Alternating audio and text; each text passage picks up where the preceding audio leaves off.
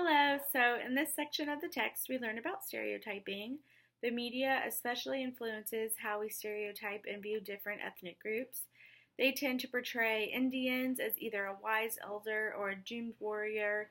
They also tend to have African American males as seen in a comedy role or other stereotypical roles, and even African American women as sexual or nurturing, or Latinos as fiery or criminals.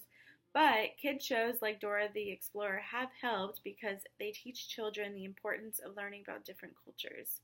So there are two different types of stereotyping. There's inflexible and flexible. Inflexible stereotyping holds on to the preconceived and negative stereotypes by operating on automatic pilot. So basically, this means someone is unwilling to change their mind about a particular stereotype. They believe that it is 100% true. And then flexible stereotyping is when you realize that certain stereotypes exist but don't always ring true. And we tend to stereotype others based on selective attention, organization/labeling, and interpretation. It's important not to typecast a group of people without any evidence, and it is best to use non-descriptive terms other than specific ones. And you have to be open to new information and evidence to get to know new cultures and ethnic groups. And it's important to get over any uncomfortable feelings so that you can go from inflexible to flexible stereotyping. And then to go on to answer Dr. Sutton's questions, I feel like the only time I may have been stereotyped was when I was a server in Atlanta over the summer. Some people may have thought that I hadn't gone to college, or maybe I thought that I didn't have ambition, maybe I even thought that I was uneducated.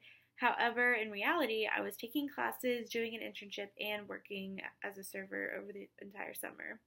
And I knew I was being stereotyped because of the way people would look at me or act around me or be rude to me. And before I was a server, sometimes I would even stereotype servers, but after becoming one, I became more flexible.